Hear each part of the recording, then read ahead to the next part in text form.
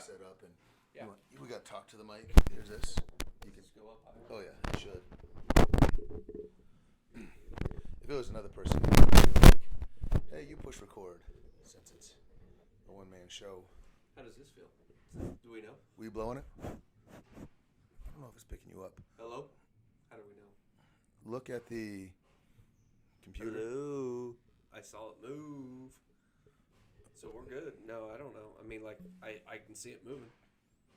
All right. You ready? Hold on. Why does... Okay, there. Talk again. Test. See that green? Does that green mean anything? Because it could be... The thing... Oh, no, it just randomly beeped. Ooh. Hello? Hello? Hello? Now you're live. Now we're good? I wonder if I got a bad wire. Okay. I don't know. We're going to do this, and you're going to say, hey, you got to do this again. No, it's all classic, man. It's gold. So we kind of want to chew on it a little bit. From what everyone's like, you got to really just gnaw on it a little bit, like it's a piece of wood. Do we or do we not? Yeah. Okay. We're doing it. All right. Okay. 3, 2, 1, break. Hello, everybody. This is the Hoosier Shooting Academy. I'm Paul Swartz. This is our first guest ever for a podcast. We have Perry Nash, one of my really, really good friends, very knowledgeable. We have a lot of basketball conversations.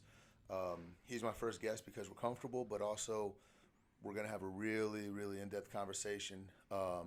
He's been a head coach for a long time, and we're just going to talk to you, hey, what do head coaches look for with their feeder program? So without further ado, this is Perry. I'm going to start off by asking you, who are you? Tell me about your playing career, college, and where you've been coaching at.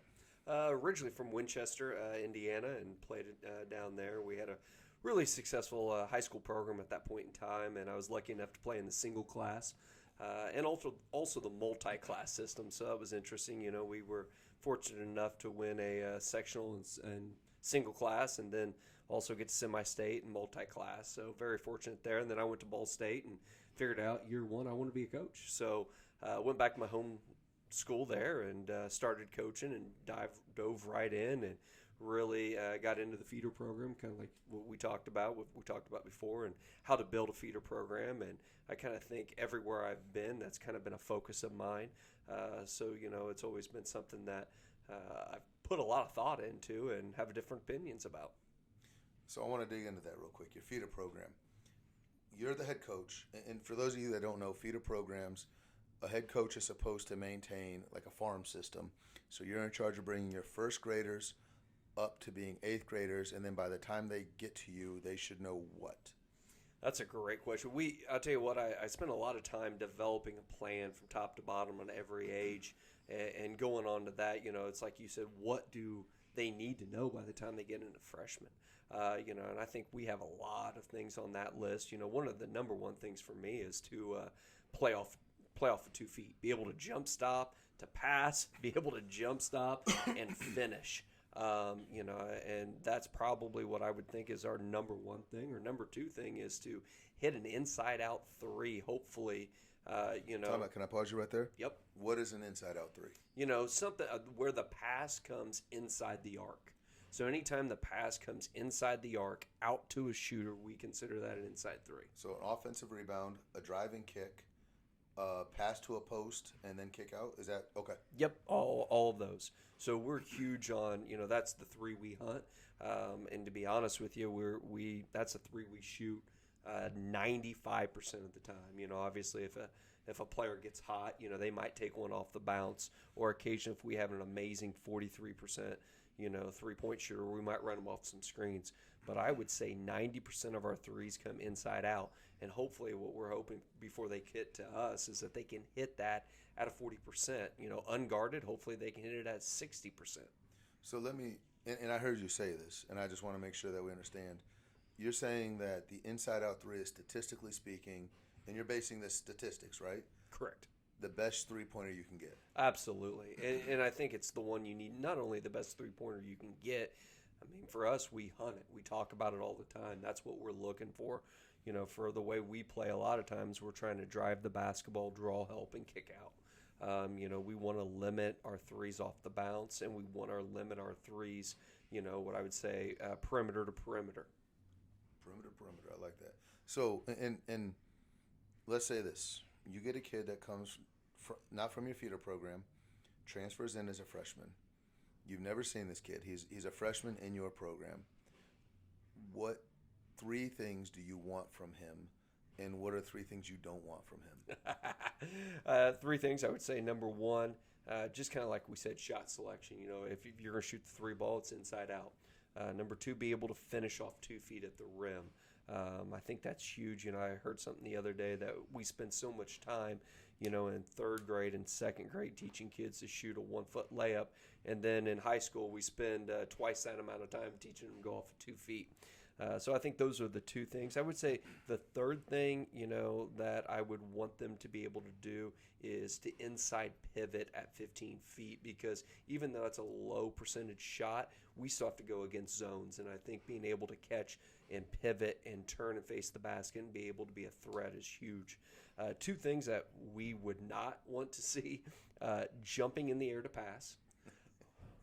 Wow. And the second thing, besides jumping in the air to pass, for me, I think is over dribbling.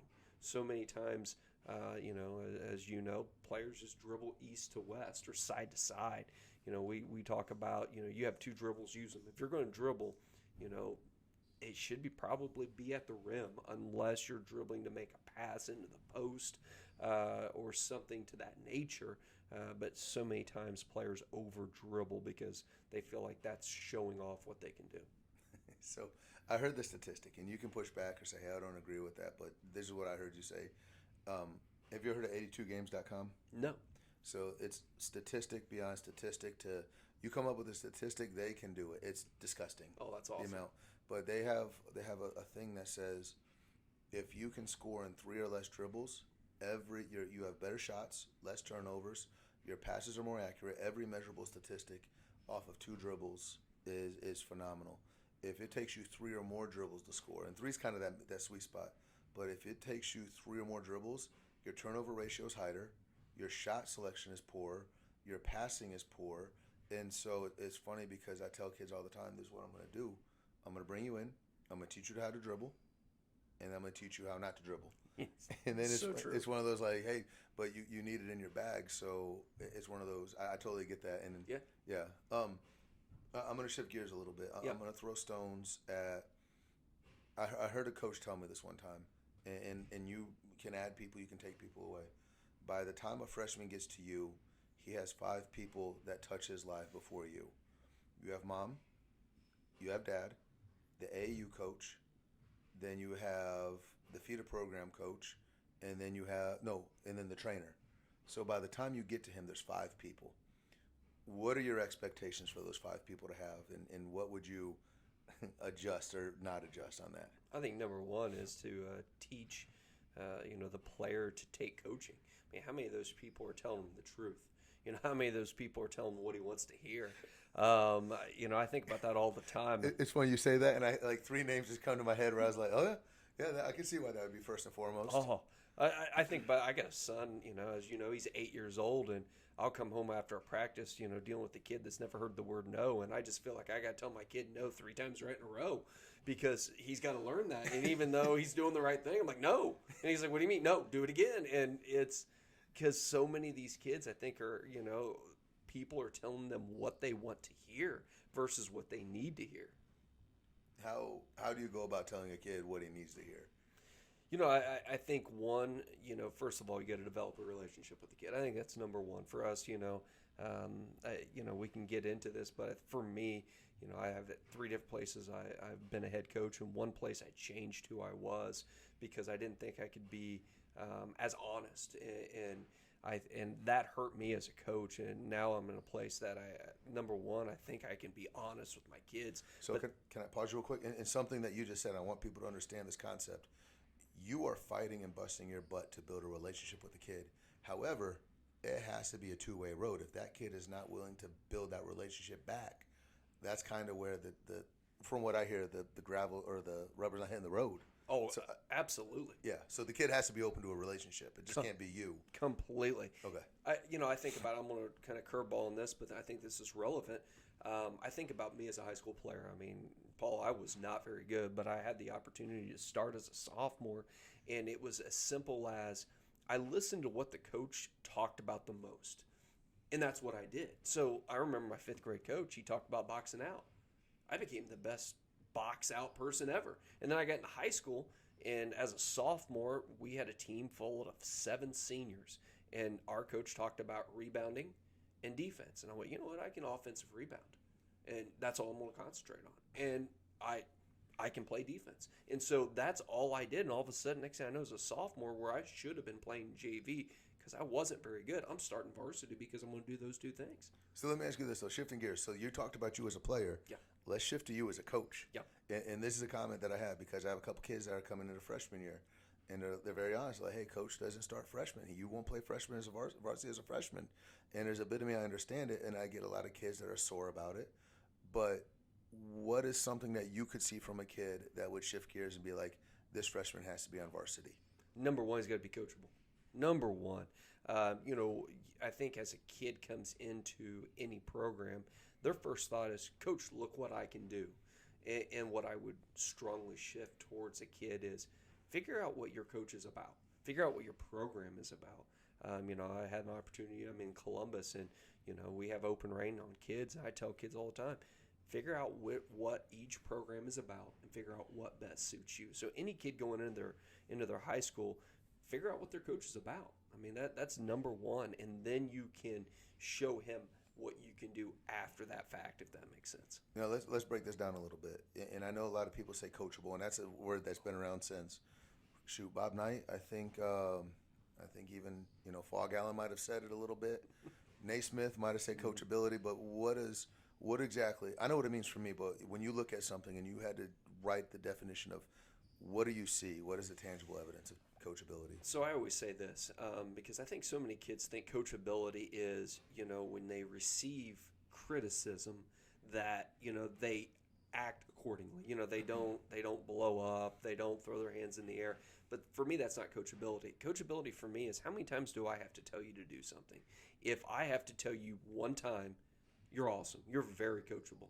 Now, if I got to tell you 2 or 3 times, I think you're about average. But if I've got to tell you more than 3 times, then I don't think you're very coachable. Because how many times should I have to tell you to do something, if that makes sense? If we're always constantly talking about the same thing, then now I'm spending more time on you to do that one thing. So I always tell our players, you want to be coachable one time. If I say it one time, it's important. I'm just not saying things to say things. Let's make sure we do that. Let's be precise with what we do. And since we're targeting, and we're talking to players, is that one time in a film session, one time to, so do you have to call Paul and say, hey, Paul, this is what you did wrong. And then, hey, Perry, you did the exact same thing wrong Paul just did. And now I'm telling you. Now, if you, what is your definition of one time? For me, I would say one time to you. Now, however, I'm not, we've all had this in practice. I've told you one time, and then Joey, the exact next play, does it wrong. I'm going to talk to Joey about not paying attention.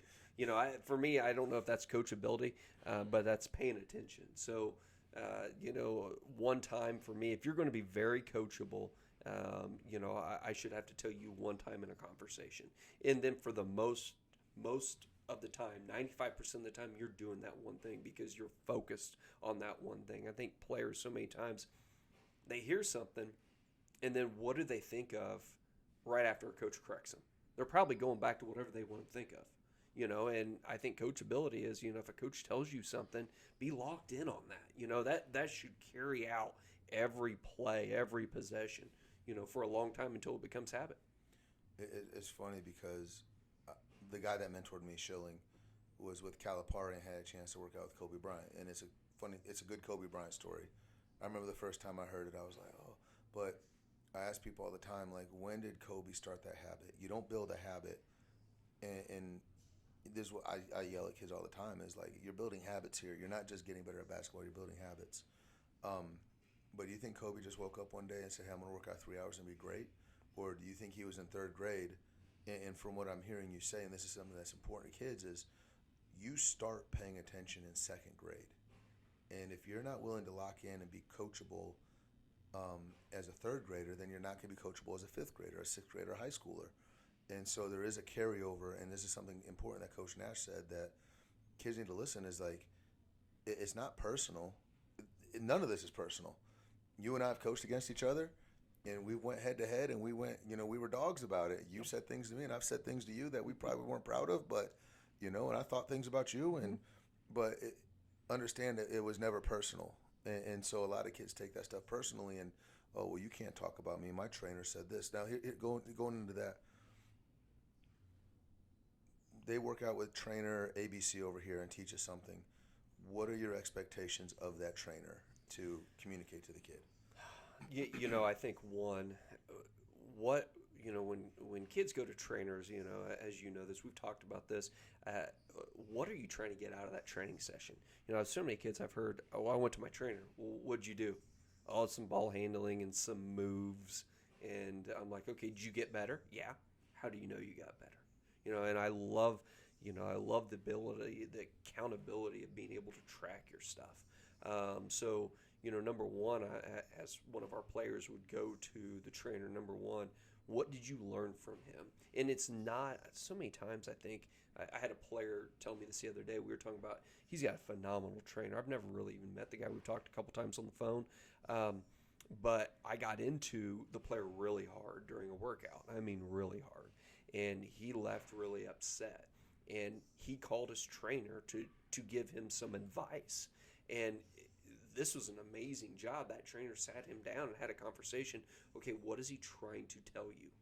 So not only is he training him skill-wise, he's training him mental. We all know Bob Knight's bottle mentality. You can have all the skill in the world, but if you can't take criticism and you don't know what a coach is trying to say to you, I always say, if I'm saying it, aggressively, it's probably really important. I've never looked at a kid and said, man, you should really play defense better. And it happened, So, as coaches, I think when we raise our voice or we raise our intensity, that's probably saying that that's really important to our program and to our team. No, that makes sense. And it's interesting you say that because, and I want to know, when we're off camera, I want to know who the trainer is because that's very impressive to know that you guys, and this is important for kids to hear and parents, that you and the trainer are working in the same direction. Yeah. And a lot of times you don't get that. You're up here and the trainer's veering off. And, I was a head coach one time, and I'll share the story where I was running a certain kind of defense and the parents didn't like it. And so the dad pulled me aside and said, hey, when my kid's playing Division I, when he's going to play this defense, we need to play this here. And I'm like, sir, we haven't won a game. Like, I don't see too many Division I coaches in the stand right now. Like, I think we should get some wins on the board before we do that. And so that's really crucial that kids understand that the trainer was open to a conversation with you, which is very impressive. Oh, and I agree. I mean, I think about, the handful of trainers that I trust. And what I mean I trust, and you know this, would I send my kid there? Yeah. I mean, that's number one, my own kid. And I think having that conversations, I've had very few trainers that said, what does your program teach here? And being able to have that open conversation, I think is huge, whether it, we've had this conversation, whether a permanent pivot is better than, being able to catch it off 2 feet and using both, or, all those things. What does that program do? I had the similar story that you had. I had this kid, he was a phenomenal shooter. I mean, he was the best horse shooter I've ever seen. And you probably know who I'm talking about without saying his name. And I still remember one practice, he caught the ball and they took a shot away, and he went between his legs, behind his back, and shot a fadeaway three. And I said, what are you doing? He goes, well, that's what I worked on with my trainer. I said, no, stop. We're not taking that shot. And he goes, but I can hit that shot. It doesn't matter whether you can hit it. Is it a high percentage? Can you hit it 6 out of 8 times without being guarded, and then 4 out being guarded?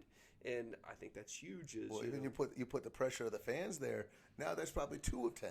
Absolutely. And it's like you said, for every trainer that does things right, you probably have 3 or 4 of them that are trying to make their YouTube video. And then the next thing is, why I've always loved this. How much does that trainer charge you? Well, he lets me work out for free. Then he's probably using you. I mean, if you're not paying a fee to him for his time, he is using you. So there's usage somewhere. Oh, by far. If you guys aren't using each other, interesting. Yeah. I like that. Now, we talked about your expectations from a trainer. Mm-hmm. You get a freshman, you break all these habits, and you're smooth sailings. All right.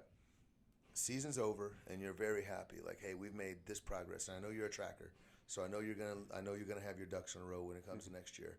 You get the kid back his sophomore year, he jumped on an AAU team, and now he has all these bad habits. And I'm gonna kind of lead you with this question a little bit.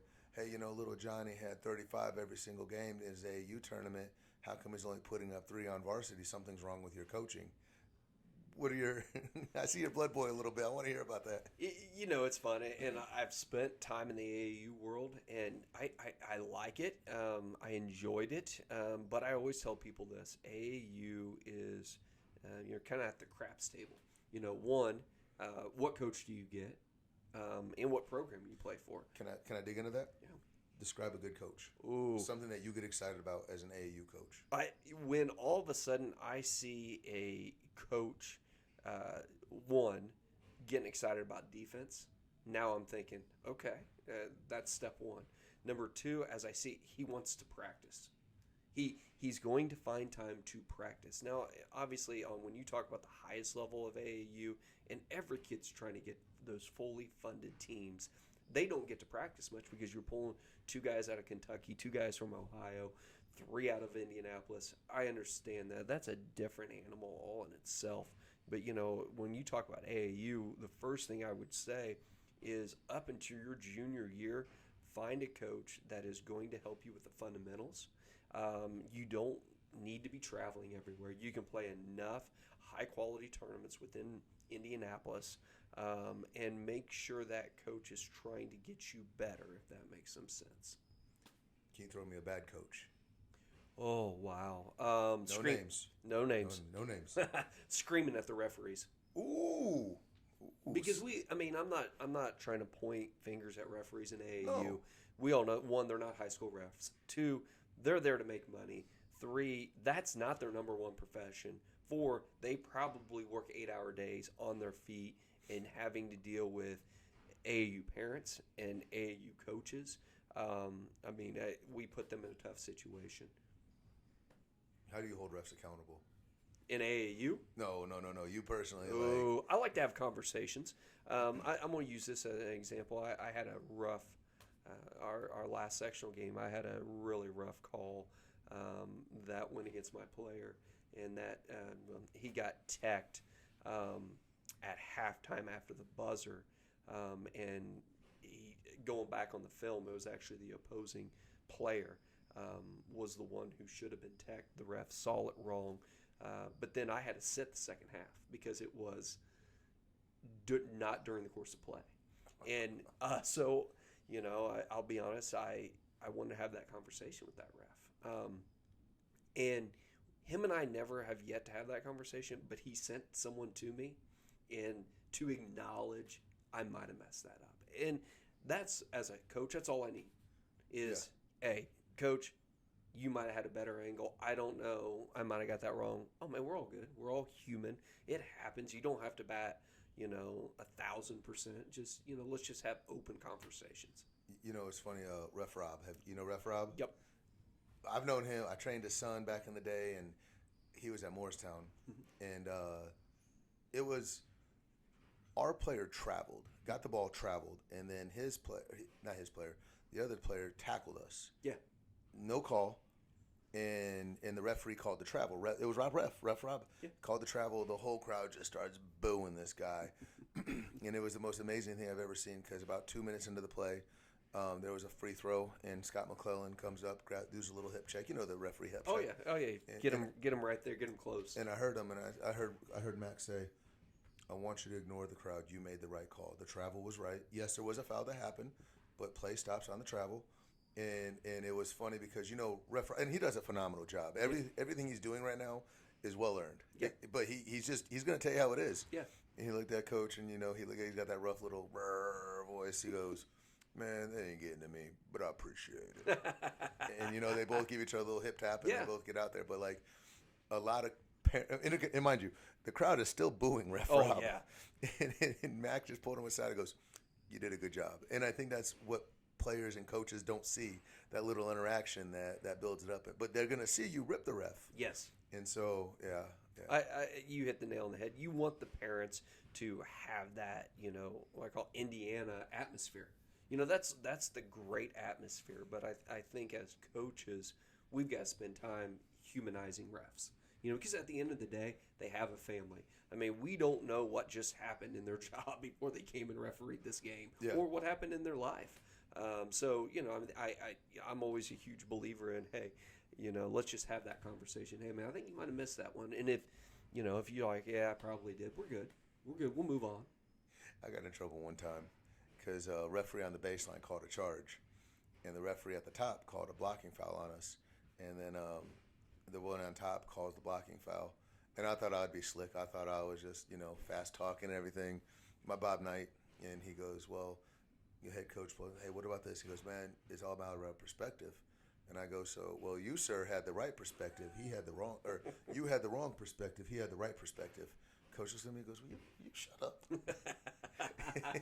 Just one of those, well, what are you doing? I'm trying to sweet talk the ref, and then you're over here running your mouth, and it was all appropriate. I should have been talked to, but it was one of those. Let me throw this at you. The whole world of basketball changes. Perry Nash is the head honcho. NBA, college, everything has to answer. You're the commissioner of the basketball world. What rules do you impose on AAU, high school, new rules, different rules? You want a 4-point line, half-court shot to overtime. What are you doing? As you think about that, number one, there's this huge talk in the basketball world on, American training versus European training.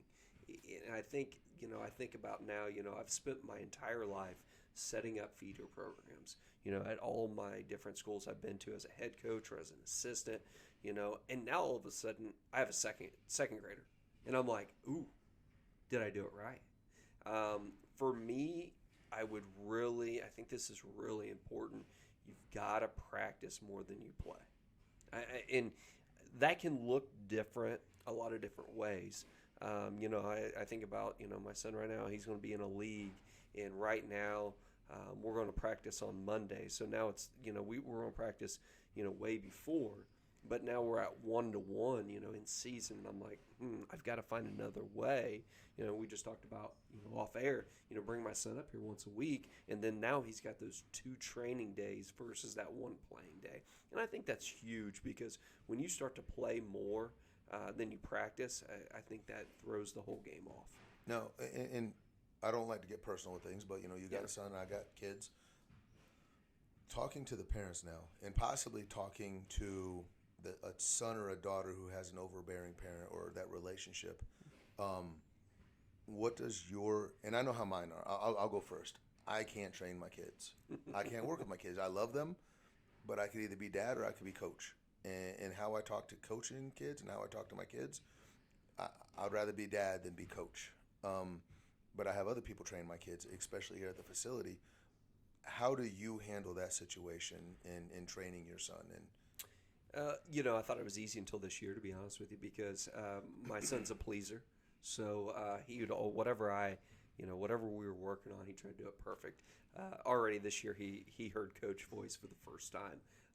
And it was kind of one of those, he came off of a screen and they passed, and it wasn't a great pass. It hit his hands and went out of bounds. And, my varsity coach came out and said, "Catch the ball, son." And I said it a lot more intense than that. So it'll be an interesting thing of how, like you said, how to balance it.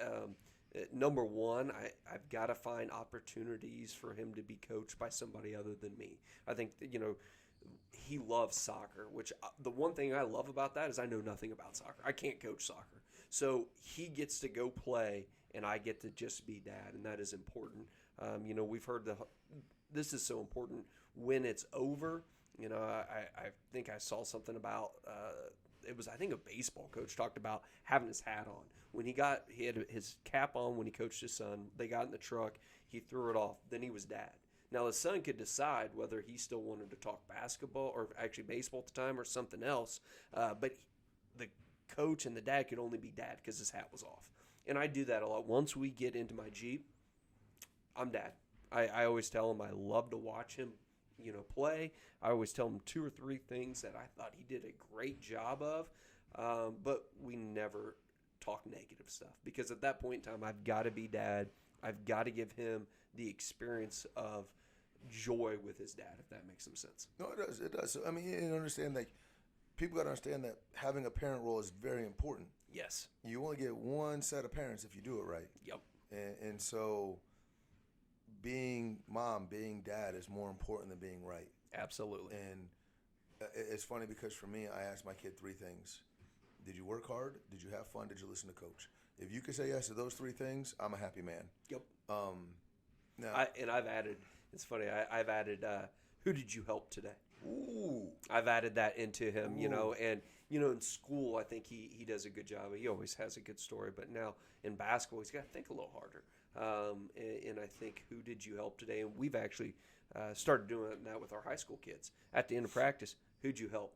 Because I think now all of a sudden that gives we're living in a world where basketball's a team sport, but we spend so much time on individual improvement, which is amazing. But now, how do we balance the individual versus the team concept? Oh my gosh, yeah. It's funny you say that because I'll share this story with you real quick. My son, I'm coaching him. He's 4 years old. It's not like it's anything. Yeah. He's not NBA level, but he gets the ball. He understands. Hey, put it in the basket. I might have told you this, and he won't pass the ball. I talked to him 4 times. He won't pass the ball. So I get in the car. This is the very first time. And mind you, I'm 42 years old right now. Mm-hmm. I've been coaching for almost 20 years. So if someone should know better, it should be us. Like you should know better and I should know better. First game, I get in the car. I slam. I'm like, when the coach tells you to pass the ball, you pass the ball. When he does, you do this, you do this. And I just gave my 4-year-old son an absolute jaw jack and just ripped him through the car and drive, pulled out of the parking lot. And as he do that, I hear, sorry, Dad. And it was the first game, and I was like, oh my gosh, I broke my golden rule already. Yep. You had to eat crow real quick. Hey, I'm sorry. Daddy's just a jerk, and I love you. You did great. Proud of you. Next time you need to pass the ball, though. But, it's just funny to hear that. And I think as a parent, when you do cross the line and you do realize that you're not being a parent, that you're being a coach, you quickly shift hats. Yes. You apologize. You eat the crow as quickly as possible. And then you also have to let your kids know you love them, too. So yes. And you're still mom and dad. Huge. Luckily I know my wife's not going to be watching this, but if she did, I'd get in trouble on this one. There's so many times we're in soccer, and she yells at him to go do something, and I have to gently grab her hand, and I'm like, no, he doesn't need to take direction from us. I said he needs to take direction from the coach, and she always says, well, the coach wants him to. Well, the coach will tell him to. Like, I understand what you're saying is absolutely correct. I mean, she is an athletic person. She knows sports. But we want to train our kid never to look at us at the sideline. We want him to take all coaching from his coach. And I think that's a huge thing in today's, to divide that parent from coach. Sliding back into the coaching conversations, though. I think this is important to have a relationship with the head coach of any level. I give all the head coaches my cell phone number. If you have a problem, text me. We'll set up a call. And what is a situation that you would see a trainer do that would automatically hinder your relationship with that trainer and say, I don't want you working with that guy anymore? Dribble moves and step back threes. Why step back threes? Why step back? Oh, it's such a low percentage shot. As we talked about, number one, what's your inside out 3-point percentage? And that's my first thing. I mean, if it's not, 40%, then why are you doing that? And I understand, we talked about videos. I saw a great video. It was by these D1 college managers. And I loved it because, they had a camera on and they were in their arena and, nobody was in there and they're doing these videos for YouTube. And it was awesome because the kid grabs the ball and he goes, this is a high school kid in AAU. And he dribbles like 400 times and then does a fancy layup. And then he goes, then he gets to college and he grabs it, catches, shoots. Catch, shot fake, one dribble, pull up. Catch, rip, to the rim, layup. and like, I don't know how many views they got, but as a coach, you went, that is so true. Be efficient with what you do. If you send me that video, I'm going to try to tag it in this and see if we can share that link. Yes. With this podcast, but yeah, so Definitely will. But it changes. It changes. It does. I mean, and I understand. Kids see the NBA, and the NBA is a great game, but help side's different. I mean, in the rules to NBA are completely different. Harden can do all those moves because he's already identified that help side is on the other side of the lane. He can't just be the help side can't be sitting there at the rim level. And so then you just have that, and the number of players that can shoot the ball at the NBA level on the weak side is huge. So I just think, I tell young kids, watch the college game because you don't see that. You look at, some of these NBA players, they weren't doing that in high school. Yeah. And they weren't doing that in college. No. I mean, so before we try to be the 1% of the 1%, let's just try to be really good at what you do first. What's an AAU, something that you can see on an AAU team that your player's on, and you would give a strong recommendation of, we shouldn't be going to this team anymore? Number one, you talk about AAU, and this may be the coach, it may not be the coach. Coaches trying to get as many players as they can during the middle of the year, during halfway through, accumulating players. I've always, coaches that go try to get their AAU team before the basketball season or finish it up during the high school season, and trying to keep those kids. And then what I also love is, trying to keep those kids for multiple years. I mean, if you can pull that off, I love that. Some of the AAU coaches that, after a game goes up and talks to the other players, best, person tries to get him. No, we're not doing that. I would say that's a red flag right off the bat. And then also never practicing. How do you put together a team and they never practice 0 times and they never implement what they're trying to do? Like I said, at least, there's some AAU programs that have practices early on and then it kind of fades away because of travel. I understand that. That's not ideal. But, how do you get 5 guys in and never practice and then just roll out the balls? What's the difference between that and, you and me going to the park back in the day and playing? I mean, at least, I at the park, I knew who I was going to play with. And, AAU, I might show up and there might be 5 new dudes on my team. How many teams or how many games do you think an AAU team should play over the summer? Let's say there's an 8-week summer. How many ideal games? Or you can say how many tournaments? Wow. That's a tough question.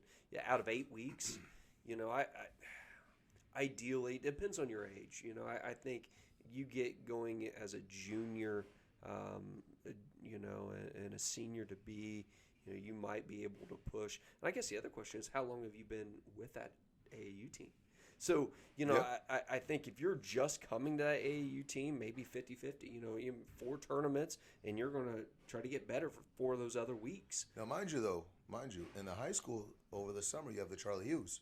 So out of those 8 weeks, you now have 2 of those weeks dedicated to Charlie. Absolutely. So. And that's huge, as you know. I'm not you look at the high school, we just had a conversation with my staff. Did we play too many games this summer at the high school level in June? Or, are we going to replicate that? We're going to cut it back? And besides that, we're practicing, 3-4 days a week before we go play in those. Mm-hmm. So, I think as a program, when you say how many games, I think it's how long have you been there? Do you know the expectation? Do you know what you're trying to do? Early on, once again, I think, for you and me, I think about, with all of our knowledge, what would we want our son doing?